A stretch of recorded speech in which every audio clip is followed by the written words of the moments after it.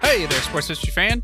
This is Arnie Chapman, aka the Football History Dude, and I'm here to tell you about an awesome way for you to rub elbows with your favorite podcast hosts here on the Sports History Network, while at the same time rooting for your hometown team this upcoming NFL season. You've been hearing all about our partner, Tailgate Fantasy, the past few weeks. Well, dang on this. Tailgate created a special Sports History Network league for our listeners, so we can put the word fan back into fantasy football together. It's free to join, and if you do so before the season kicks off, you'll automatically be entered into a drawing for a free t-shirt from one of our other partners, Home Field Apparel.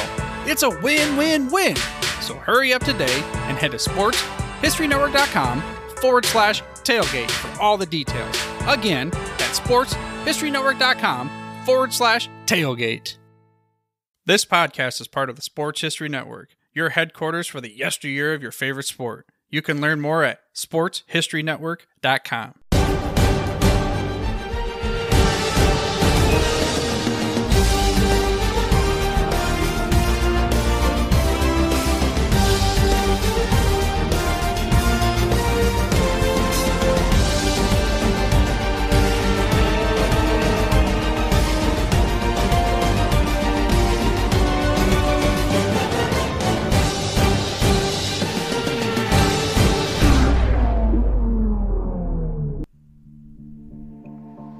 I already know what's going to happen.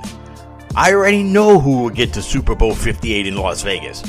I already know who will be there. And so does every other NFL fan from here to Spokane. This is part 2 of our Return to Football podcast episode here at Historically Speaking Sports, as I come to you from the Bill King Memorial Studios here in suburban Atlanta in the shadow of Stone Mountain. I know who will be in the Super Bowl, and I know who will be this year's league MVP. And I know who will be the offensive and defensive rookie of the year. I already know this. These predictions are surely to go wrong, and I will share them with you in our main event coming up. Welcome back, and if you're new here, welcome to the Historically Speaking Sports podcast here on the Sports History Network. The NFL season is here, and boy, it could not have come at a better time. The Kansas City Chiefs are the defending Super Bowl champions, and I do not have them repeating as Super Bowl champions. Or the question should be, do I have someone else winning the whole thing in Las Vegas on February 11th?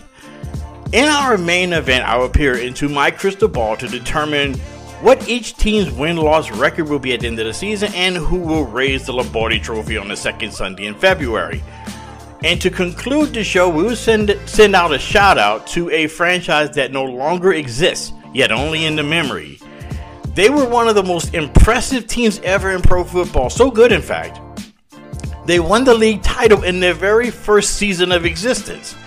Yet, when you mention this team's name, the first images that fans of a certain age will remember about this team is a hard-running, bruising power running back, 2 flamboyant head coaches, and 2 of the most painful NFL postseason losses ever.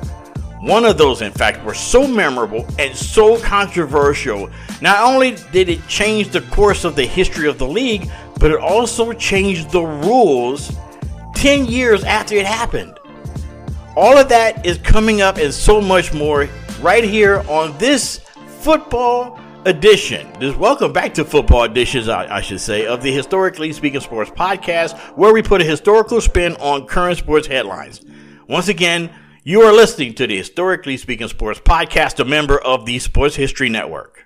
The Pigskin Tales podcast is part of the Sports History Network, your headquarters for the sports yesteryear. Hosted by Ross Bliley, the Pigskin Tales podcast takes you on a journey through life of pro football stars such as Ernie Nevers, Red Grange, and Fran Tarkenton.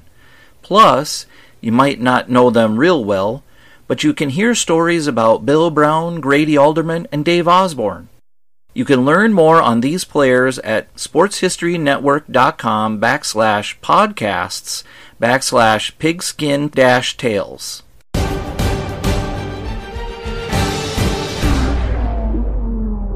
Hello and welcome back to the program. I'm Dana Augusta, your host for this Welcome back to football edition of the Historically Speaking Sports podcast, a member of the Sports History Network. And just a reminder, if you happen to like what you hear here and you would like to hear more, please don't hesitate to subscribe to this podcast. And also, you could drop us a line right here at historically.speaking.sports@gmail.com. And you could also follow us on Twitter or X at historicallysp2. Now that the football season is upon us, many people like myself want to predict who will reach Super Bowl 58 in Las Vegas on the night of February 11th.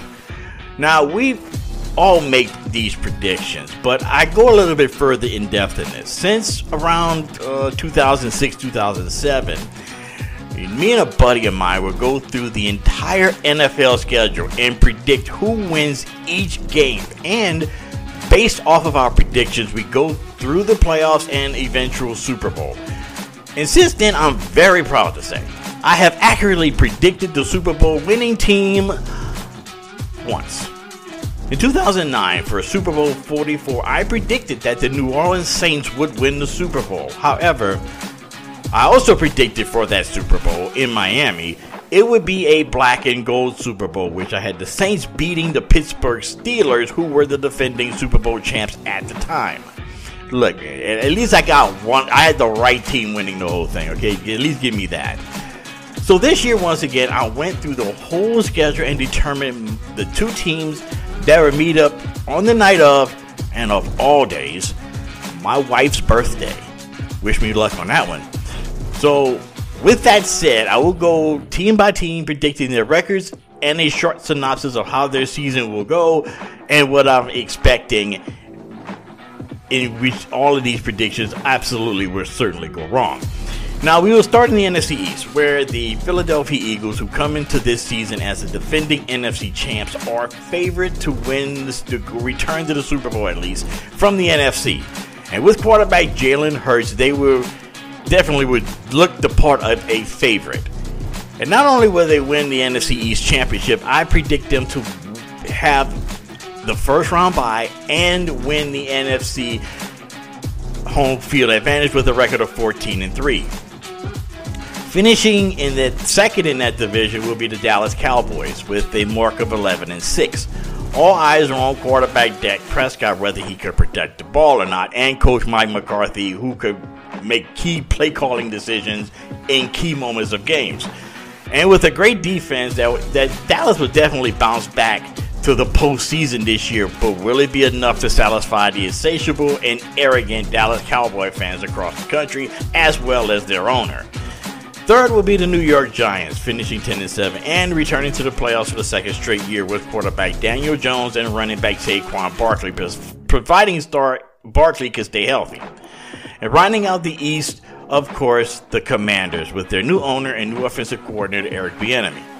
Washington will finish 6-11, but you kind of could sense that things are changing for the better in the nation's capital. After all, Dan Snyder is no longer calling the shots there, and that's at least a start. Over in the NFC North, the division champs will be, drumroll please, the Detroit Lions. I guess someone has to win that division, huh? Led by head coach Dan Campbell, more on him later, and quarterback Jared Goff, the Lions will finish with a record of 11-6 and will restore the roar in the Motor City and claim their first division title in 30 years. They are the preseason darlings of the NFC, and I feel that they will give Lions fans a season that they won't soon forget. Finishing second will be the NFL Enigma team in the Minnesota Vikings. This team is so hard to figure out. Last season they won so many close games and you would think that the law of averages would catch up.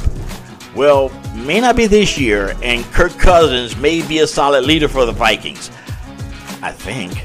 Finishing behind the Vikings will be the quote-unquote much improved Chicago Bears and quarterback Justin Fields. The Bears finally are getting some offensive weapons around Fields, but there's much more work to be done as they will finish 7-10. The Bears are the classic team that is a year away from being a year away. And finally, there are the Green Bay Packers as they venture into year one AR after Rodgers. Jordan Love, the supposed heir apparent, will finally get his chance. And there will be some growing pains as the Packers will mostly struggle with a 6-11 record. On to the NFC South, where this is the most wide open division in the NFC. and that may not be a good thing. The New Orleans Saints winning the division with an 11-6 record. Another division where someone has to win it, and I have the Saints winning it. It is always hard to be the man after the man, and Jameis Winston was not it in the Big Easy. Maybe it's new quarterback Derek Carr, and he will find playing in New Orleans may be a little bit easier than playing in Vegas. Next, the NFC's surprise team of the year, the Carolina Panthers. With the number one overall pick, Bryce Young, the Panthers will take a major step forward in the division, finishing with an 8-9 record. Now, I know they may have some questions about their offensive line, but I steadily see improvement coming in Charlotte as the season progresses. Third, the Atlanta Falcons. I have them one game behind the Panthers at 7-10. It is still a work in progress in Atlanta with quarterback Desmond, don't call me John, Ritter. But things are looking up for the Falcons, especially with running back Bijan Robinson. Finally, the Tampa Bay Buccaneers, and oh, how the mighty have fallen. This could be said in a couple of instances about the team and their opening day starter Baker Mayfield. The Bucs, who were serious Super Bowl contenders a season ago, have fallen and fallen hard. I have them at the bottom of the NFC South with a 5-12 record.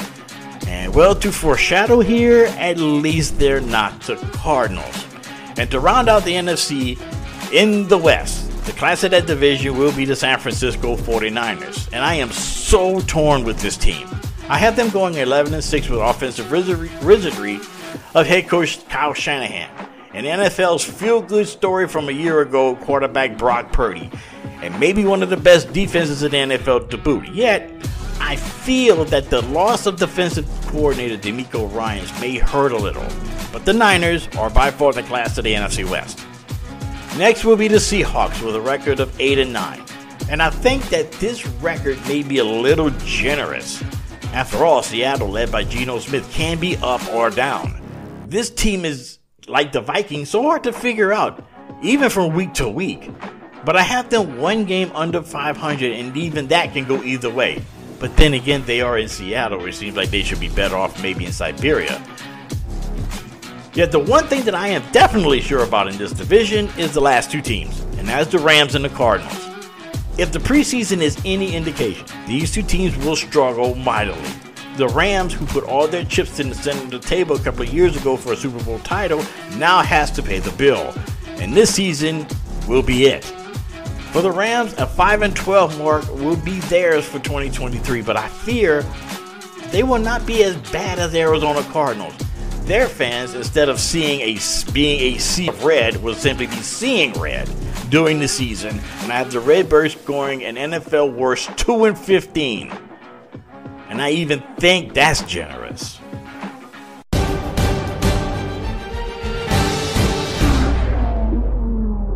Coming up as we continue part 2 of our Welcome Back to Football edition with predictions certainly to go wrong, we'll take a look at the stacked AFC. Who will come out of that competitive conference, or better yet, who will survive? And also, we will run down the entire postseason and who I believe will be hoisting up the Lombardi Trophy in February. That's next, and this is the Historically Speaking Sports Podcast, a member of the Sports History Network. Hey there, football fans. This is Ross, the host of the Pigskin Tales Podcast. I just need a few moments of your time to talk about the host of the Pigskin Dispatch Podcast, Darren Hayes. He's expanded the Pigpen to search out information on the history of all team sports. It's a quest to find out about the competitors, teams, and places chronicled throughout athletic history, through the uniforms and gear the participants used and wore.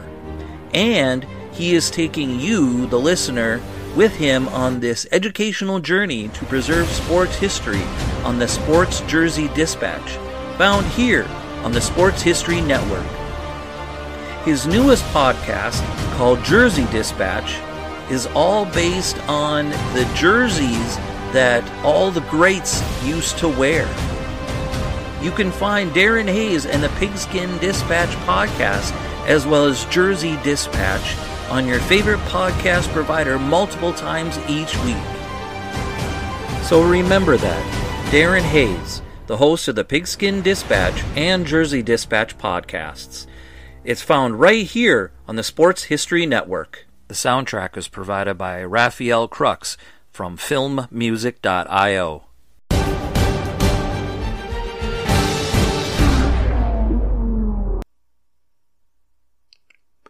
Hello, welcome back to this Predictions That Will Certainly Go Wrong edition of the Historically Speaking Sports Podcast.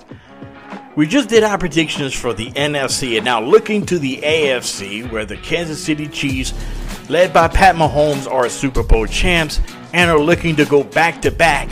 But in this highly competitive conference, the road to Las Vegas is far more daunting and treacherous than the NFC. Starting in the AFC East, where I have the Buffalo Bills not only winning the division, but their 13-4 record will be just good enough to have home field advantage in the AFC playoffs. The Bills, for most of the offseason, have been almost ignored because of the whole Aaron Rodgers signing in New York, which we will get to in a minute. The Bills are quietly and consistently building a championship caliber team that could dethrone the Chiefs and finally win a Super Bowl for Bills Mafia. Next, the aforementioned New York Jets, which would be led by Aaron Rodgers. The Jets were proclaimed the quote-unquote off-season Super Bowl champs, but I think they're still somewhat a work in progress. They will get double digits in wins, going 10-7, but would that be enough to get into the postseason in a highly competitive AFC? We'll soon find out. Next, the Miami Dolphins. They will finish a game behind the Jets with a record of 10-8. The question on South Beach: could Tua Tagovailoa stay healthy to utilize those receivers that potentially could be this generation's Marx Brothers in Tyreek Hill and Jalen Waddle? Rounding out the division will be the New England Patriots with a record of 6-11. Bold prediction here: this will be the final season for head coach Bill Belichick. Now, moving on to the ultra-competitive AFC North. The team that wins this division may either have an inside track to the Super Bowl or lose in the first round because how beat up they will be when the playoffs start. This year, I have the Cincinnati Bengals with Joe Burrow winning the division with an 11-6 record, followed by the surprising Pittsburgh Steelers at 10-7, and the third place Baltimore Ravens also at 10-7. This division is slowly becoming what the AFC East was back in the 1980s and 90s. These teams would basically beat each other up, yet these matchups will most likely this would be great matchups, I guarantee you, anytime they play each other. And this would definitely be must-see TV whenever they play. And even though I have the Cleveland Browns finishing 7-10, they will also be right in the mix during the season. Moving on to the AFC South, Jacksonville will claim the division title with a mark of 11-6, and to be honest, I'm not really that confident in that pick. Yeah, they have the Super Bowl winning coach in Doug Peterson, and a Super Bowl caliber quarterback in Trevor Lawrence. But I question the weak offensive line the Jags have and an even weaker defense. And they will have to depend on Lawrence's arm and the play calling of Doug Peterson to win games. Not a good combination to win in the AFC. Following the Jags in the standings will be Tennessee at 9-8. Sorry, Jeremy. It is not a good thing to have a quarterback that will be constantly looking over his shoulder for the whole year. And that is what Ryan Tannehill will be doing. Yeah, he does have Derrick Henry running the ball still, but the Titans was ranked 30th in total offense, and rookie Will Levis may see some time if Tannehill struggles, or, as he so often does, gets injured. Next, the much improved Houston Texans. Head coach and former Texan DeMeco Ryans had breathed some life into this franchise and much needed spirit, who not long ago were a serious Super Bowl contender. Yet the team has fallen on hard times. This year, they may begin to see the light at the end of the tunnel, as I have them finishing 7-10. Then there is the mess that is the Indianapolis Colts. They're depending more and more on unproven quarterback Anthony Richardson, and he will either be without the services or have these services of a disgruntled running back, Jonathan Taylor. The Colts, who was once the central power in the AFC during the Peyton Manning era, is now just a shell of itself. I have them going 5-12 in this stacked AFC, and even that record at 5-12, I'm not very confident in that. And then there's finally in the AFC West, where the Kansas City Chiefs have ruled this division since Andy Reid's partnership with Pat Mahomes. Now, I also have them finishing 13-4, tied with the conference leading Buffalo Bills.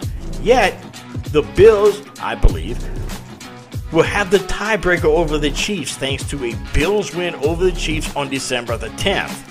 I think the Chiefs will once again win the division with the wizardry of Mahomes and the offensive mastermind of Andy Reid. Yet finishing behind them will be the growing power of the AFC a team that the national media I feel has somewhat forgotten about, the LA Chargers. The Chargers over the last several years have been the most snake-bit team in the NFL, most recently blowing a 27-0 lead in the playoffs last year to the Jaguars in Jacksonville. This year, with new offensive coordinator Kellen Moore, the offense promises to be far more explosive, and a defense more stout, provided if everyone stays healthy. And that's a big question because we are indeed talking about the Chargers. LA will finish one game behind the Chiefs at 12-5, and we're into the playoffs being proclaimed as the team no one wants to face. To round out the division will be the Denver Broncos at 9-8. Denver will show some improvement with the new hot coach quarterback combination of Sean Payton and Russell Wilson.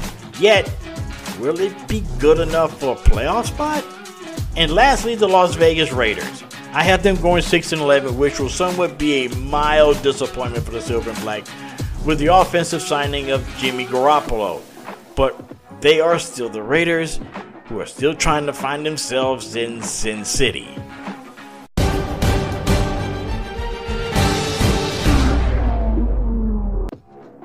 And now on to the playoffs. And I foresee the playoffs going something like this. Now remember, these are indeed predictions that will certainly go wrong. Over in the NFC, the wild card weekend will go as follows.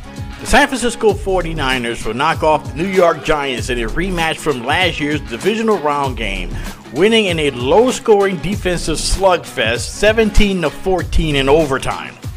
Next, they will be celebrating in the streets of Detroit as the Lions will beat division rival Minnesota at the first ever postseason game ever held at Ford Field, 27-13 for their first postseason win since 1991. And finally, the Dallas Cowboys will defeat the New Orleans Saints in the Superdome 31-20 as the so-called experts will immediately place the Cowboys in the Super Bowl. Over in the AFC, the Baltimore Ravens, who I feel have been the Rodney Dangerfield of the offseason because they get no respect, will pull off the biggest upset of the postseason as they will defeat the Kansas City Chiefs 30-24 at Arrowhead in what would be Lamar Jackson's signature performance of his career. Later, the Bengals will defeat division rival Pittsburgh in a physical dogfight 17-7 in Cincinnati, and to round out the AFC wildcard weekend, the Chargers, returning to the scene of the crime, will avenge their loss to the Jags in last year's playoffs, beating the Jaguars 35-20 to advance to the divisional round. Next, in the divisional round in the NFC, the Eagles, after their playoff bye week, being well rested, will outlast the Dallas Cowboys 38-24 to reach the NFC Championship game. And their opponents in that game, the San Francisco 49ers. The Niners will knock off the Detroit Lions and end their dream book season 30-24 to stage a rematch of last season's NFC Championship game once again in Philly. In the AFC, the Chargers will attempt to navigate the wind and impossible winter conditions of Buffalo, and they will not succeed.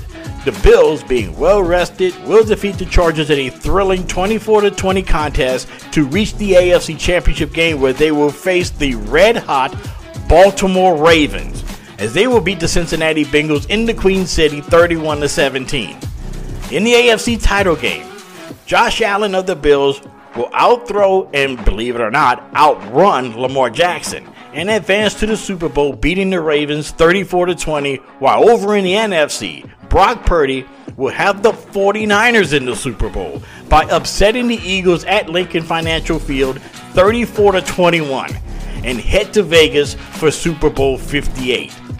In the Super Bowl between the Bills and the 49ers, which will make Chris Berman blush, it will be a long time coming for the Buffalo Bills, as they will finally lift the Super Bowl trophy by beating the 49ers 30-23, as Josh Allen will not only win Super Bowl MVP, but also the night before will be voted season most valuable player.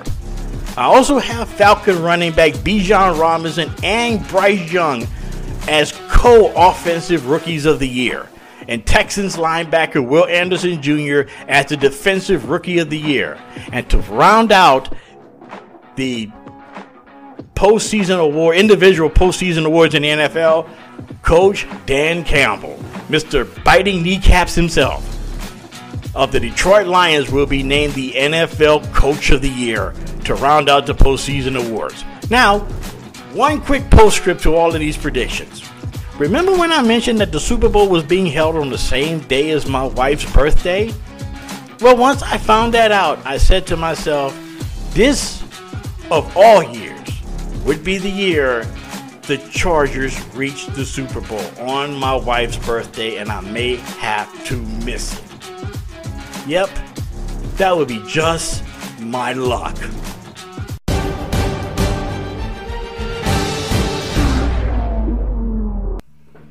Coming up next, and to finish up the show, we will send a shout out to a team that was one of the most successful teams in pro football for the longest time. Yet this team, that is no longer around, is connected to two of the most heartbreaking losses in NFL postseason history, and one of them not only changed the course of the league, but nearly a decade after it happened, it changed the rules. That story coming up next. You are listening to the Historically Speaking Sports Podcast, a member of the Sports History Network.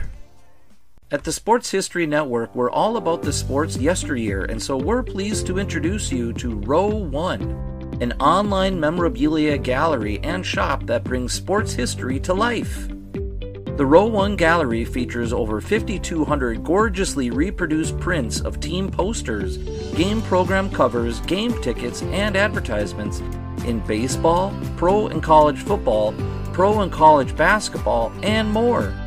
Any gallery item may be printed in a variety of sizes on wood, metal, canvas, acrylic, or poster paper. It's your choice. In the Row 1 shop, you can pick from thousands of unique items that feature retro and historical backgrounds dating back to 1876. We have everything from clothing to phone cases to mugs, even shower curtains. Go to sportshistorynetwork.com/row1 for access to the full Row 1 catalog. When you buy from the gallery today, you can instantly save 15% on your purchase. All you have to do is enter the code SHN15 and your discount will be applied. That's SHN15. That's it. Simple. Save 15% off all your prints in the Row 1 gallery. Just go to sportshistorynetwork.com/row1. And don't forget to check out all the podcasts on the Sports History Network. Soundtrack provided by Kevin MacLeod of filmmusic.io.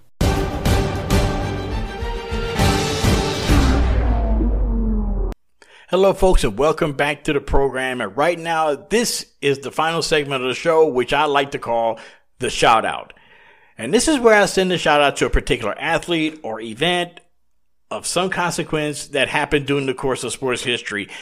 In this episode, we'll send a shout out to a team that for its entire history was beloved.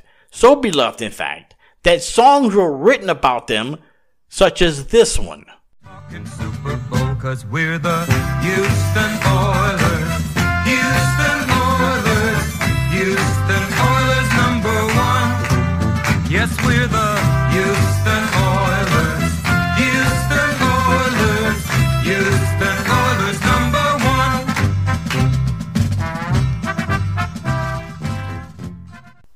It has now been close to 30 years since owner and team founder Bud Adams moved the team out of Southeast Texas to greener pastures in Tennessee. First, at the Liberty Bowl in Memphis. Then another temporary home at Commodore Stadium before they realized they couldn't sell beer there because the stadium was on a college campus. Then finally their current home, Nissan Stadium in Nashville. However, prior to their move to the Volunteer State in 1997, the Oilers, the first team to settle in the city of Houston and the only one prior to 1994 to win a league championship, was the most beloved and most followed pro sports franchise in Texas. Now, in the beginning, they were even more beloved than their northern rivals from the Metroplex. Houston, at the time of the Oilers' founding in 1950s, was known as a tough, blue-collar oil town that, unlike Dallas, looked to the northeast as a template for how a big city should be. In the words of Houston area native and newsman Dan Rather, quote, "Houston doesn't look for approval from any damn person," unquote.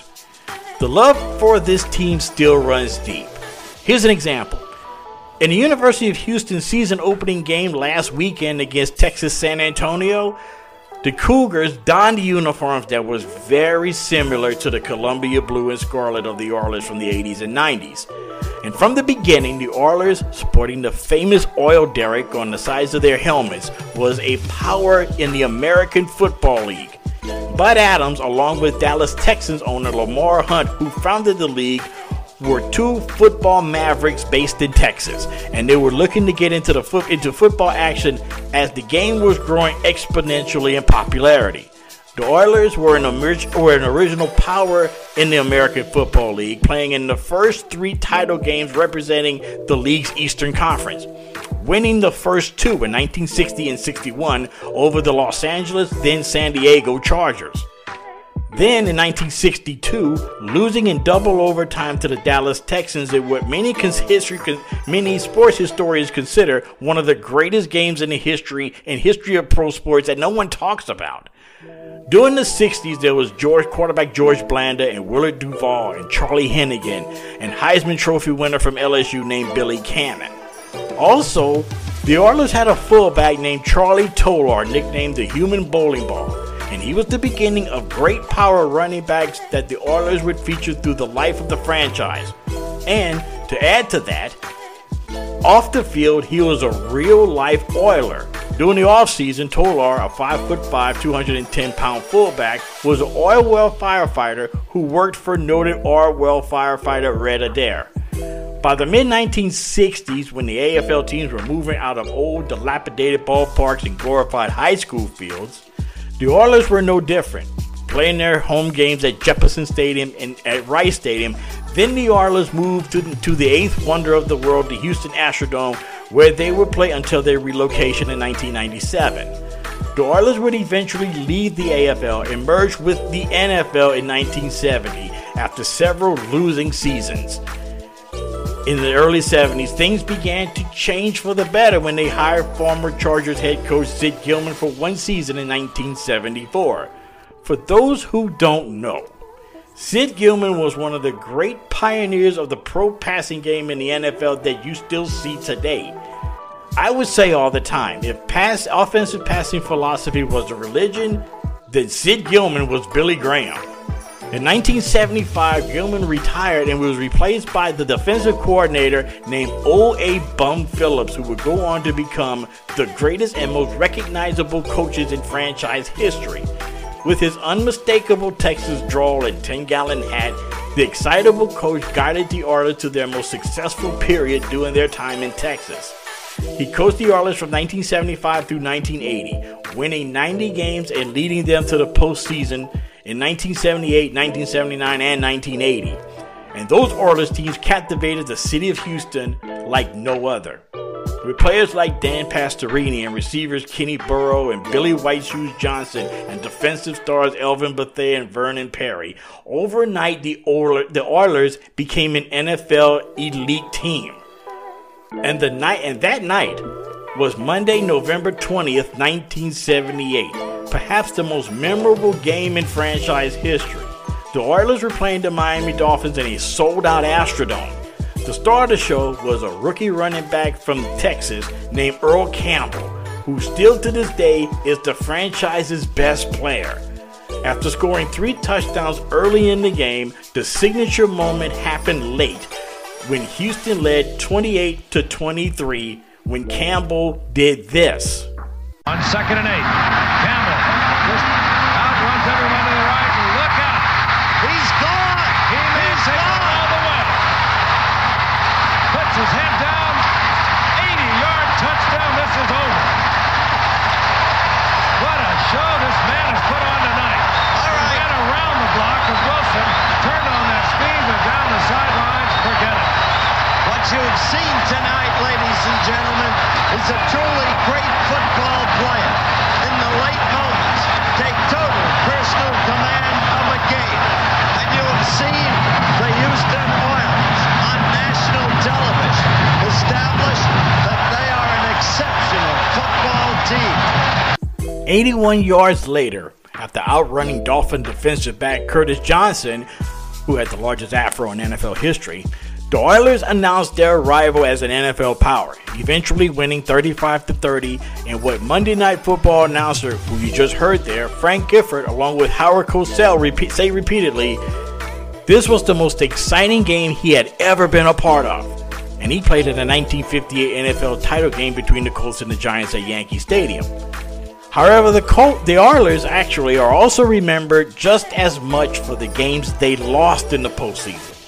Most memorably, the 1979 AFC Championship game between the Oilers and the Steelers, where a pass from Dan Pastorini to receiver Mike Renfro was called incomplete, but after further review, on instant replay, Renfro actually caught the ball inbounds and had control, but the official missed the call. This play had been long used as an example of the use of instant replay, which came to the NFL nearly a decade after the infamous Mike Renfro play. Then there was the day of January 3rd, 1993, where the Oilers were facing an injury-plagued Buffalo Bills team in upstate New York. The Oilers, led by Hall of Fame quarterback Warren Moon, led Houston to a 35-3 lead early in the third. Then you could say the wheels fell off? In the greatest comeback in NFL postseason history, the Bills rallied behind backup quarterback Frank Wright and defeated the Oilers 41-38 in overtime. But on a more positive note, the Oilers were an original AFL franchise, but also the Oilers were an original. Period. They had flamboyant coaches like Bum Phillips and Jerry Glanville, who famously left tickets at the Astrodome will call window for Elvis. And just as famously said, "This is the NFL, which stands for not for long." Then there was also Jack Pardee. And who could forget the time that Buddy Ryan got in a fist fight with Coach Kevin Gilbride on a Sunday night game in the Astrodome against the Jets on the Oilers sidelines. Then there was the great players that go back decades, such as Hall of Famers Ken Houston and Bruce Matthews and the aforementioned Warren Moon. There are other players that placed the city of Houston on the pro sports map, such as Jerry Levias and Pete Beathard and Hoyle Granger. There was Mike Renfro and Bum Phillips' pizza parties for the players and the famous Oiler pep rallies that were in the Astrodome for playoff games. There was the run and shoot offense and the House of Pain and Chris Dishman and Drew Hill and Ernest Givens and Hayward Jeffries. The Oilers is and will always be a significant chapter in the history of the NFL, but still more important, an important chapter of the city of Houston.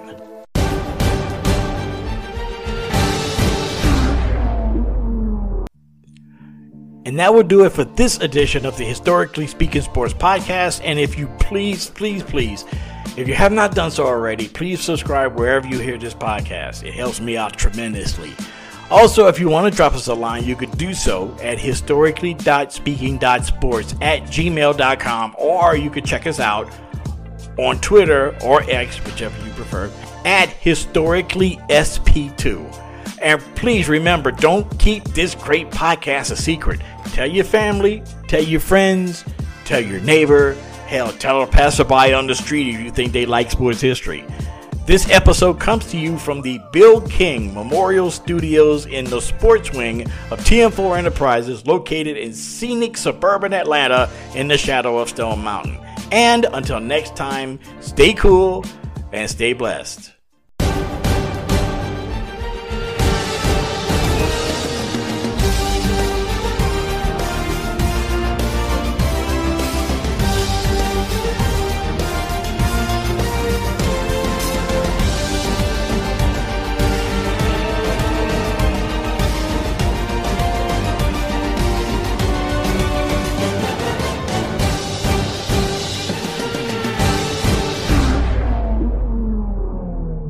Hey there, sports history fan. This is Arnie Chapman, aka the Football History Dude, and I wanted to thank you for stopping by to listen to another episode here on the Sports History Network. Our podcasters are passionate about uncovering and sharing sports stories from yesteryear. And if you didn't know it already, we have over 30 shows across the network covering all sorts of sports history topics. In fact, here's a glimpse into one of our awesome podcasts here on the network. This is Mark Mortier, and if you're a sports history fan like me, tune in and hear me talk about some great sports moments of the past. Growing up during the 1970s, I got to watch some of the most iconic moments in sports history. Hank Aaron breaking Babe Ruth's home run record. Willis Reed limping out of the locker room in Game 7 of the NBA Finals at Madison Square Garden as the fans erupted with a thunderous ovation. The 1980 Miracle on Ice, as Team USA defeated the powerful Soviet Union in the Olympics. Listen every Tuesday on Yesterday's Sports. How about that? I bet you're super hyped to go listen to that new podcast, right? Well, to learn about this show and all the other podcasts on the network, head over to sportshistorynetwork.com/podcast. Again, that's sportshistorynetwork.com/podcast. Head over there today to find your next favorite sports history podcast.